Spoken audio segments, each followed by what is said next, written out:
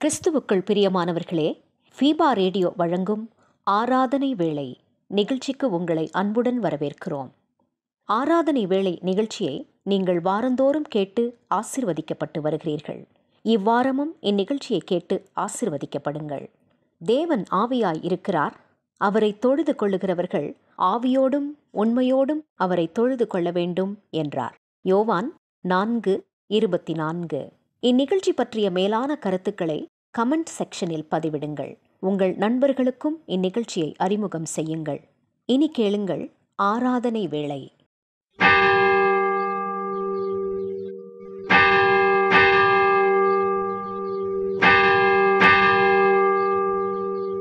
ஆராதனை வேளை. ஃபீபா ரேடியோவின் ஆராதனை வேளை நிகழ்ச்சிக்கு நேயர்கள் அனைவரையும் அன்போடு வரவேற்கின்றோம். பிரியமானவர்களே, வேதத்திலே ஆண்டவர் இயேசு நமக்கு சொன்னது, வருத்தப்பட்டு பாரம் சுமக்கிறவர்களே, நீங்கள் எல்லாரும் என்னிடத்திலே வாருங்கள், நான் உங்களுக்கு இளைப்பாறுதல் தருவேன். மத்தேயு 11:28 ஆண்டவர் இன்றைக்கும் நம்மை அழைக்கிறார். எதற்கு? இளைப்பாற.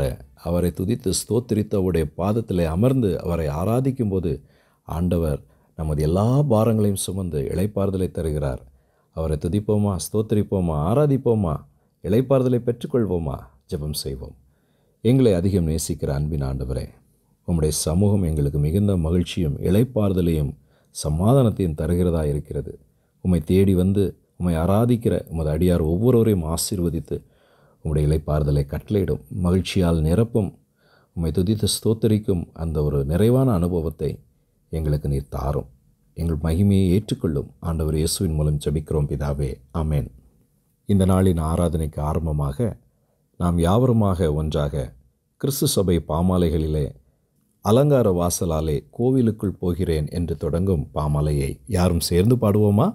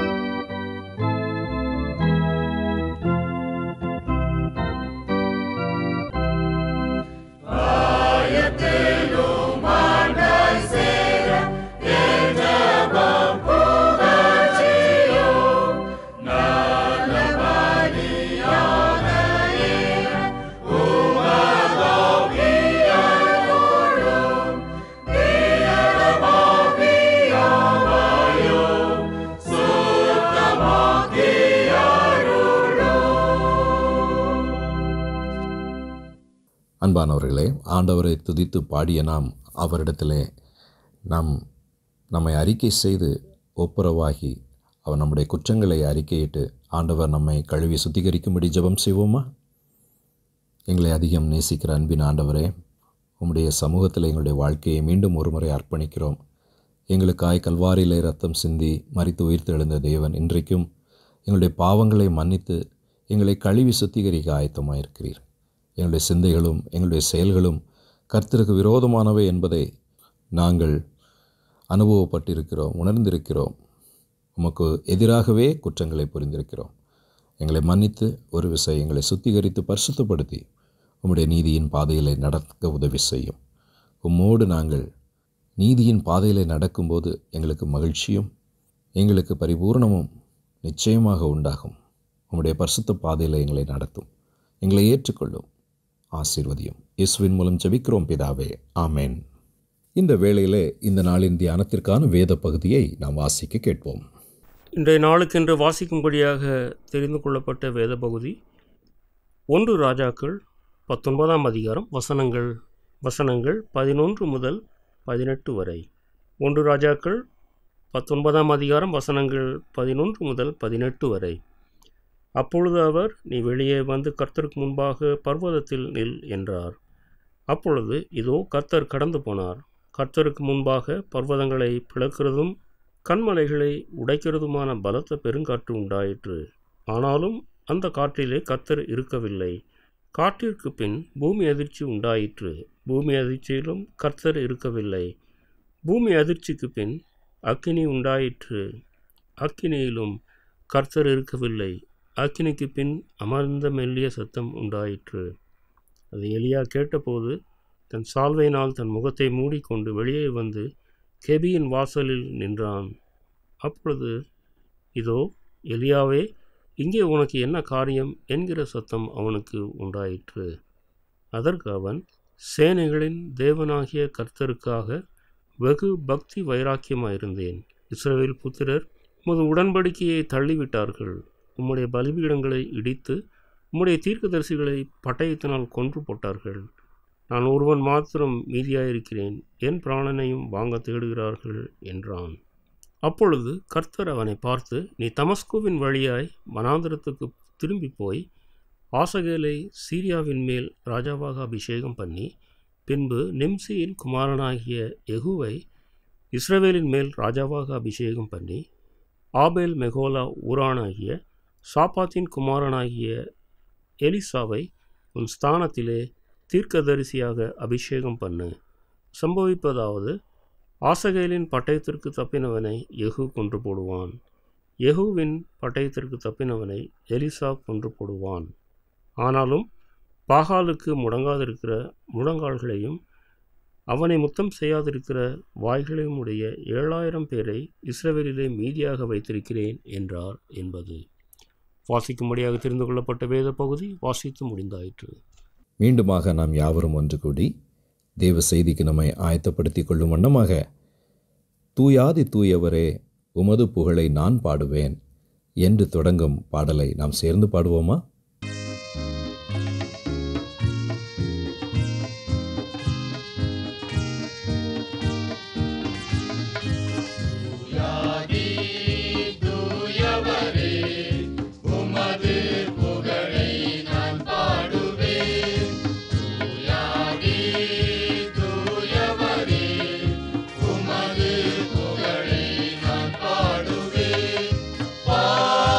எனக்கு வேறெந்த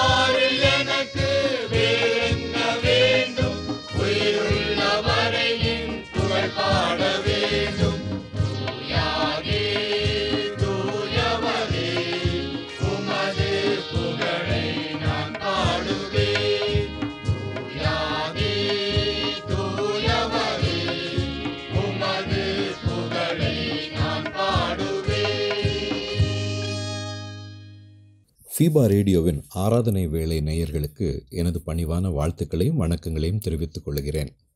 இந்த நல்ல ஓய்வு நாளிலே ஆண்டவருடைய பாதத்திலே அமர்ந்து அவருடைய வார்த்தையை தியானிக்க வந்திருக்கிறோம் அல்லவா?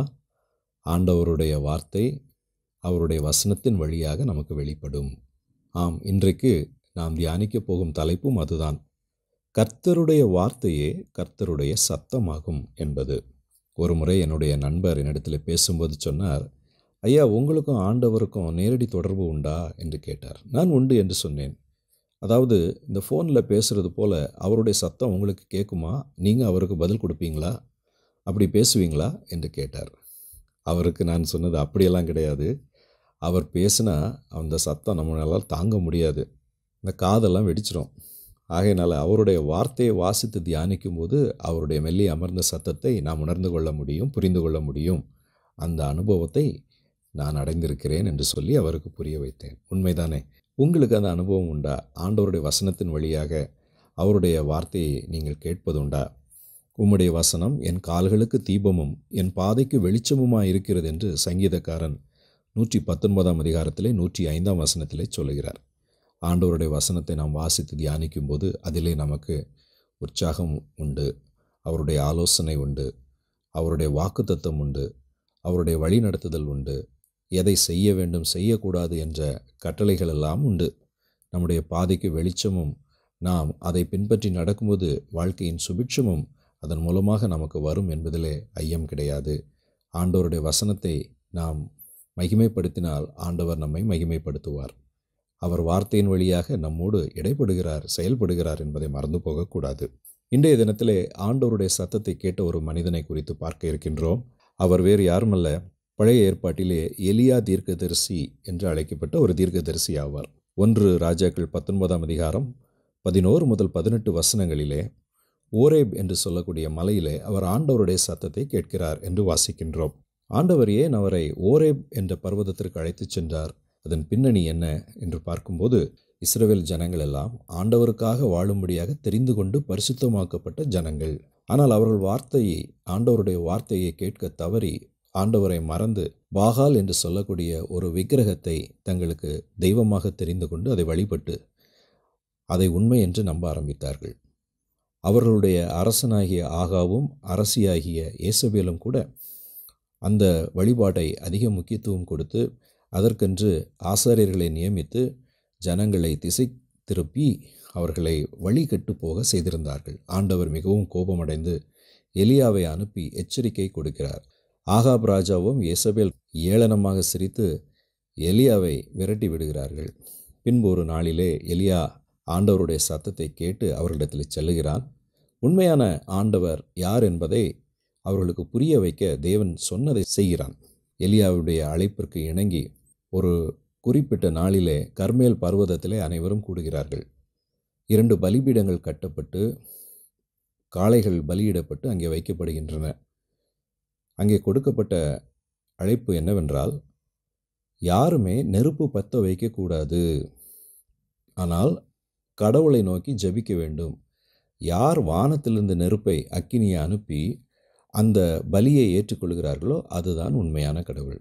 அனைவரும் ஒப்புக்கொள்கிறார்கள். பாகாலின் ஆசாரியர்களாக மாற்றப்பட்ட இஸ்ரவேலின் ஆசாரியர்கள் பாகாலை உண்மை கடவுள் என்று நம்பி ஜனங்களோடு சேர்ந்து காலையிலிருந்து சாயங்காலம் வரைக்கும் கூப்பிடுகிறார்கள், அழுது புரள்கிறார்கள், சத்தமிடுகிறார்கள். ஒன்றும் நடக்கவில்லை. கடைசியாக எலியாவின் நேரம் வந்தது. அவன் ஜெபித்த போது வானத்திலிருந்து நெருப்பு பிளம்பு இறங்கி வந்து அந்த பலியை ஏற்றுக்கொண்டது. காளையையும் விறகையும் ஏன் தண்ணீரையும் கூட அந்த நெருப்பு நக்கி போட்டது. கடவுளே அங்கே நெருப்பாக இறங்கி வந்திருக்க வேண்டும். அதன் பின்பு ஒரு ஆச்சரியமான காரியம் நடந்தது. என்னவென்றால், ஒருவரும் அந்த அற்புதத்தை பார்த்தும் கூட ஆண்டவரை ஏற்றுக்கொள்ளவில்லை. அந்த 450 பாகாலின் தீர்க்கதரிசிகளுள் மக்கள், ராஜா, ராணி யாருமே ஆண்டவரை அந்த அவ்வளவு பெரிய அற்புதத்தை பார்த்தும் ஏற்றுக்கொள்ளவில்லை. மிகவும் கோபத்துடன் ஆண்டவருடைய பிள்ளைகளை இப்படி வழி நடத்தி இன்னும் என்ன மோசமான நிலைக்கு இவர்கள் நடத்தி செல்வார்களோ என்று பதறிய எலியா ஆண்டவருடைய நாமத்தை மீண்டுமாக நிலைநாட்டுவதற்காக அந்த 450 பாகால் தீர்க்கதரிசிகளை கொண்டு போடுகிறார். இதை கேள்விப்பட்ட ஆகான் ராஜாவும் குறிப்பாக ஏசபேல் ராணியும் மிகுந்த கோபம் அடைந்து, எலியாவை இப்பொழுது நாங்கள் கொன்று விடுவோம், அவனை பிடித்து வாருங்கள் என்று சொல்லுகிறார்கள். அவன் பயந்து ஓடி போய் தூரமாக சென்று ஒரு சூறைச் செடியின் கீழ் படுத்துக் கொள்கிறான். மிகவும் பயந்து விட்டான். கொலை மிரட்டல் அல்லவா, உயிர் போய்விட்டால் என்ன செய்வது? அவனும் ஒரு மனிதன்தானே. பின்பு தேவதூதன் தட்டி எழுப்பி உணவு கொடுக்கிறார். மீண்டும் படுத்துக் கொள்கிறார். இரண்டாவது முறையாக தட்டி எழுப்பி உணவு கொடுத்து, நீ போக வேண்டிய தூரம் வெகு தூரம் என்று ஆண்டவருடைய சத்தத்தை கேட்கும்படியாக ஓரேப் மலைக்கு அனுப்புகிறார். அது விசேஷ பரலோக உணவு. அந்த பலத்திலே 40 நாட்கள் நடந்து 300 கிலோமீட்டர் அளவுக்கு நடந்து ஓரேப் மலைக்கு வருகிறார். ஏன் ஓரேப் மலைக்கு ஆண்டவர் அவரை அழைத்து செல்ல வேண்டும்? ஏனென்றால் அங்கே அவனோடு பேசி அவனை பலப்படுத்தி திடப்படுத்த உறுதிப்படுத்த. அதற்கு ஏன் ஓரேப் மலை? ஓரேப் மலைக்கு ஒரு பின்னணி உண்டு. ஏனென்றால் அங்குதான் ஆண்டவர் மோசேக்கு காட்சியளித்து பேசினார். முதலாவதாக யாத்ரா 3ஆம் அதிகாரத்திலே மோசையோடு எரிகிற முட்செடியிலே அக்கினியாக காட்சியளித்து ஊழியத்திற்கு அழைத்தார். அவனுடைய பயத்தை போக்கினார். 33ஆம் அதிகாரம் யாத்ராகமத்திலே மோசையை ஆண்டவர் அழைத்து கன்மலைக்கு மேல் பேசி இஸ்ரவேலரை பரிசுத்தப்படுத்தி அவருடைய வார்த்தையை 10 கட்டளைகளாக எழுதி கொடுத்தார். ஒரு முறை அல்ல, 2 முறை. ஆகையால் அதே அனுபவத்தை மோசையின் வழியாக வந்த இஸ்ரவேலர் வழியாக வந்த எலியா தீர்க்கதரிசிக்கு மீண்டும் அவர் கொடுத்து அவனை பலப்படுத்தி இருக்கிறார். இது ஒரு அருமையான அனுபவம் அல்லவா? இப்பொழுது கேள்விக்கு நமக்கு பதில் கிடைக்கிறது. ஏன் எலியாவை ஓரே பர்வதத்திற்கு ஆண்டவர் அழைத்து சென்றார்?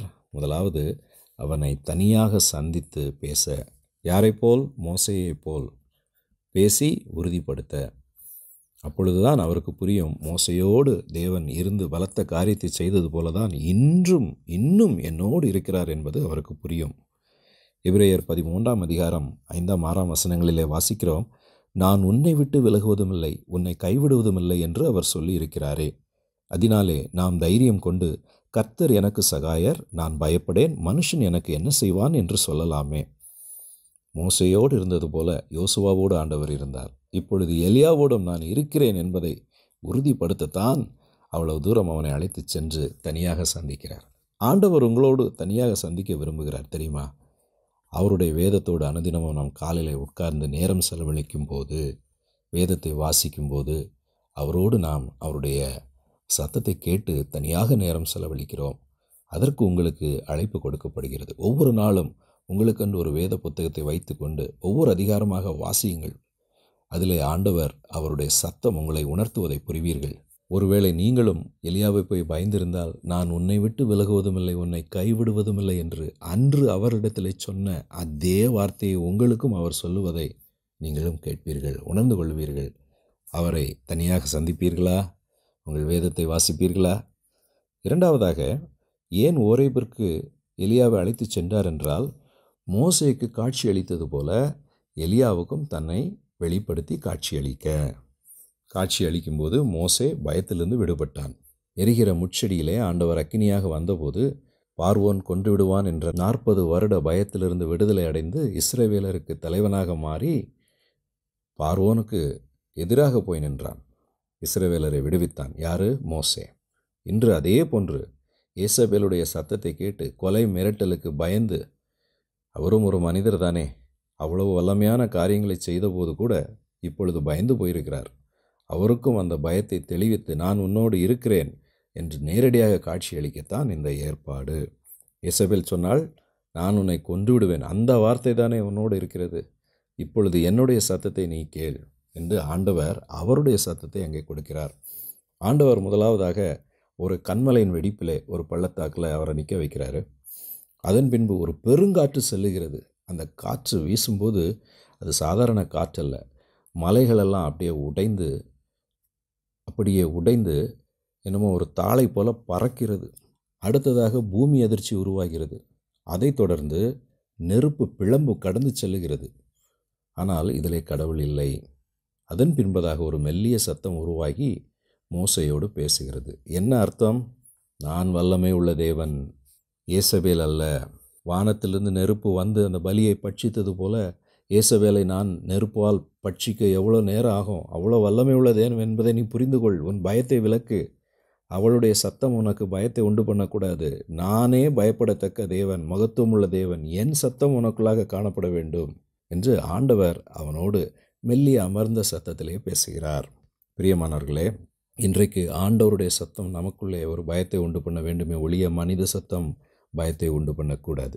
சங்கீதம் 96:9 பரிசுத்த அலங்காரத்துடனே கர்த்தரை தொழுது கொள்ளுங்கள், பூலோகத்தாரே நீங்கள் யாவரும் அவருக்கு முன்பாக நடுங்குங்கள் என்று போடப்பட்டிருக்கிறது. ஆண்டவர் தான் பயப்படத்தக்கவர், மனிதனுடைய பயம் அல்ல. அன்று மோசே காட்சியளித்தது போல நேரிலே எலியாவுக்கும் காட்சியளிக்கிறார். இன்றைக்கு ஆண்டவர் வேத வசனத்தின் வழியாக உங்களுக்கு காட்சியளிக்கிறார் என்பதை புரிந்து கொண்டு அவருக்கே பயப்படுங்கள், மனிதனுக்கு அல்ல. மூன்றாவதாக, எலியாவை அவர் ஓரேப் மலைக்கு அழைத்து சென்றதன் காரணம் அவனோடு பேசி மகிழ. ஆம், மோசேயோடு ஆண்டவர் பேசினார். பின்பு அவர் பேசின வார்த்தைகளை ஜனங்களுக்கும் புரிய வைக்கும்படியாக வார்த்தையாலே எழுதி கொடுத்தார். பாவமுள்ள அவர்கள் ஆண்டவருடைய சத்தத்தை கேட்டு பிழைக்க முடியாது, வார்த்தையாலே கொடுக்கப்பட்டது. அதன் பின்பு இப்பொழுது எலியாவும் ஆண்டவருடைய சத்தத்தை கேட்கிறார். எலியா புரிந்து கொண்டதென்ன? இந்த மலையிலிருந்து ஆண்டவருடைய சத்தம் மெல்லிய சத்தமாகவும் வரும், அது வார்த்தையாகவும் வரும். 10 கட்டளை அவர் கொடுத்தது அவருடைய சத்தமே என்பதை புரிந்து கொள்ள. நீங்கள் அதை புரிந்து கொண்டீர்களா? ஆண்டவர் அன்று கொடுத்த 10 கட்டளை இன்று எங்கே இருக்கிறது? எங்கேயும் இல்லைங்க, உங்கள் கையில் தான் இருக்குது. நாம் வேத புத்தகத்தில் அந்த 10 கட்டளை அன்று கொடுக்கப்பட்டது தான் இன்று வரைக்கும் நம்முடைய கரங்களில் இருக்கிறது. அப்படி என்றால் என்ன? அவருடைய வேத வார்த்தை அவருடைய சத்தமாகும். இந்த வேத வார்த்தைகளை நாம் படிக்கும்போது அவர் தேவன் என்பதை புரிந்து கொள்வோம்.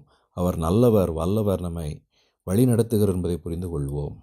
அதில் உள்ள சில விஷயங்களை நாம் புரிந்து கொள்வதற்கு ஆவியானவர் உதவி செய்வார்.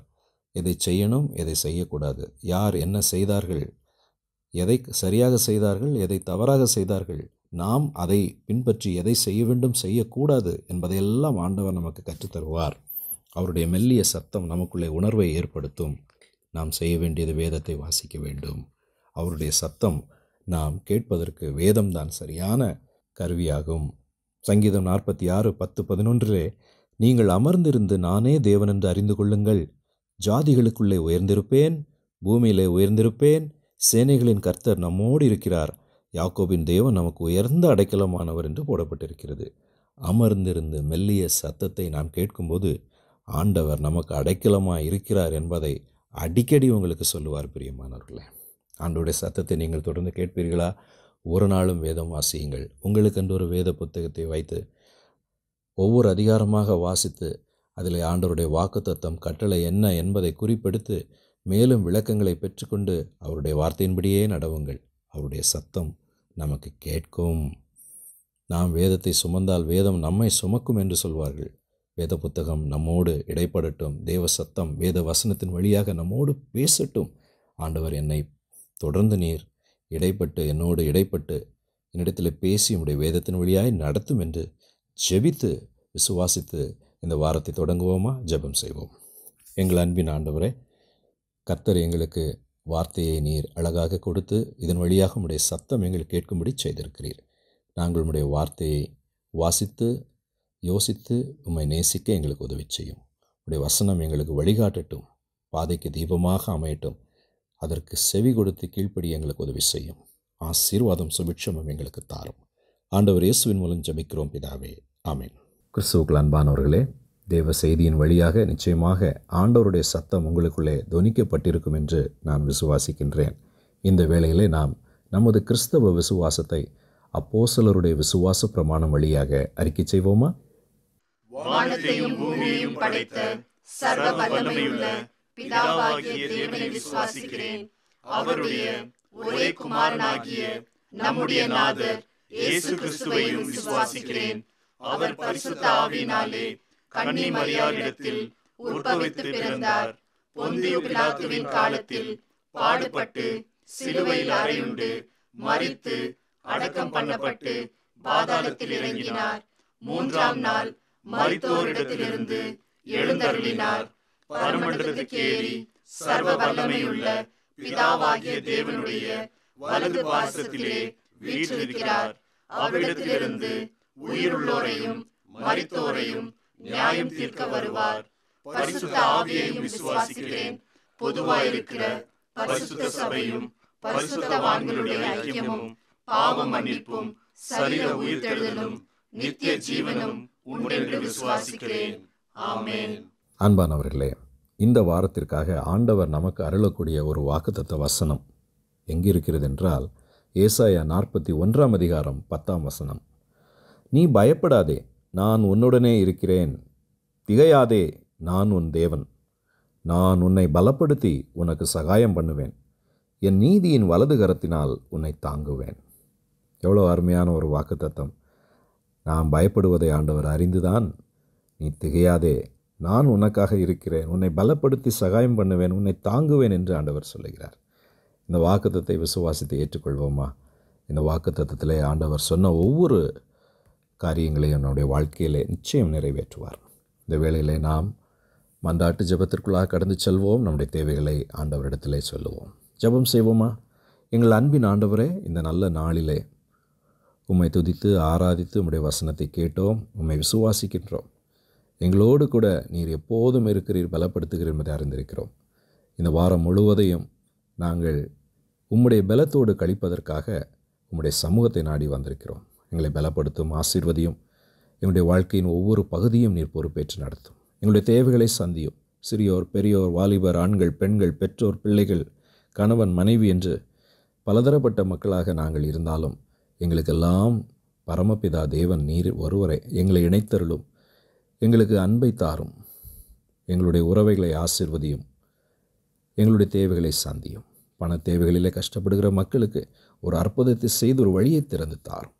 வியாதியின் வழிகளிலே துடித்து தவிக்கிற ஒவ்வொரு உமது பிள்ளைகளையும் கர்த்தர் இந்த வேளையிலே சந்தித்து நீர் விடுவிக்கும்படியாக ஜெபிக்கிறோம். கண்ணீர்களை மாற்றும் ஆண்டவரை, வியாதி படுக்கையை மாற்றும் ஒரு அற்புதத்தை செய்து சுகத்தையும் பலத்தையும் கர்த்தராகிய இயேசு கிறிஸ்துவின் நாமத்தினால் நம்முடைய பிள்ளைகளுக்கு தாரும் சுவாமி.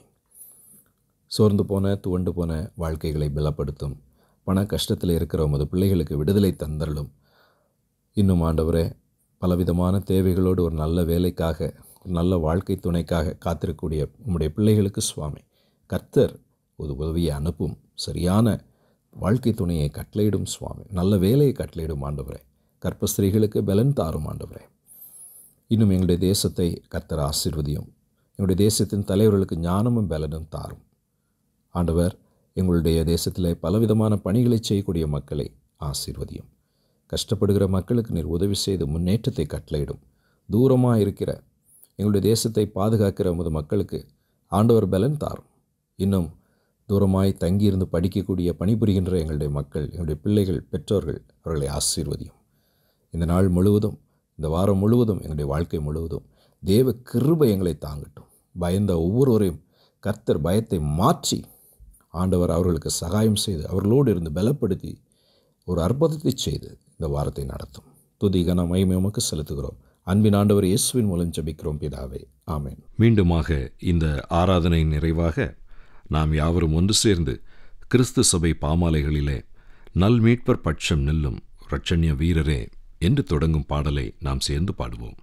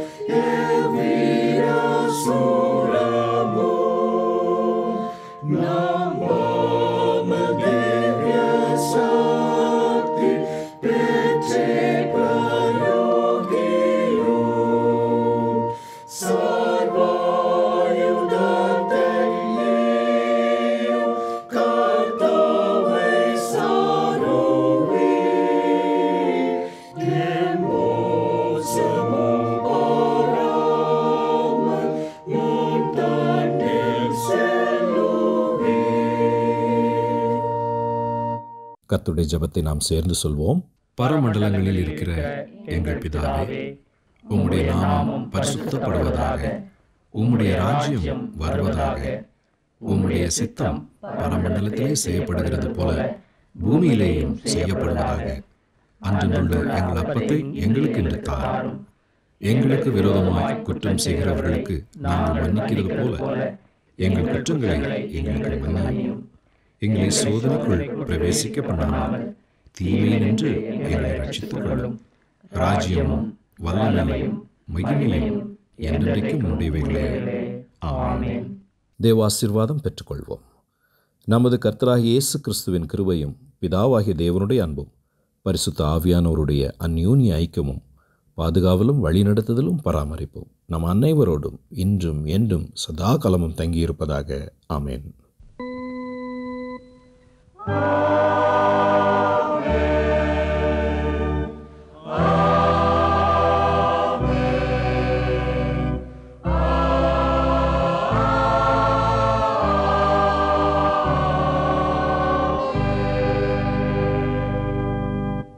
அன்பானவர்களே, ஃபீபா ரேடியோவின் ஆராதனை வேளையில் நிகழ்ச்சி உங்களுக்கு பிரயோஜனமாக இருந்திருக்கும் என்று சொல்லி நம்புகிறோம்.